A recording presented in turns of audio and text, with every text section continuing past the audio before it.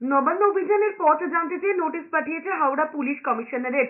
আরজিকর কাণ্ডের প্রতিবাদে মঙ্গলবার নবান্ন অভিযানের ডাক দিয়েছে পশ্চিমবঙ্গের ছাত্র সমাজ। জানা গিয়েছে কলকাতার কলেজ স্কোয়ার এবং হাওড়ার সাঁতরাগাছিতে দুপুর 1টায় হবে জমায়েত। এরপর নবান্নের উদ্দেশ্যে যাবে জাতীয় পতাকা হাতে নিয়ে দুটি পৃথক মিছিল। সেই মিছিলে কত লোক থাকবে, কোন পথ ধরে মিছিল এগোবে সে ব্যাপারে কোনো ইঙ্গিতই এখনো পর্যন্ত মেলেনি। প্রেস ক্লাবে সাংবাদিক সম্মেলন করে এই জমায়েতের ডাক দিয়েছেন 3 ছাত্র।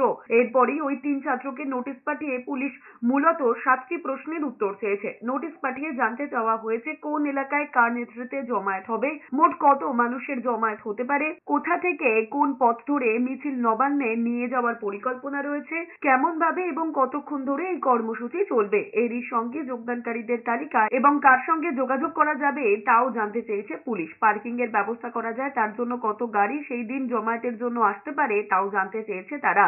এই জমায়েত বড় হতে পারে বলে অনুমান করছে পুলিশ, তাই কোনো অপ্রীতিকর পরিস্থিতি ঠেকাতে প্রস্তুত হতে চাইছে পুলিশ।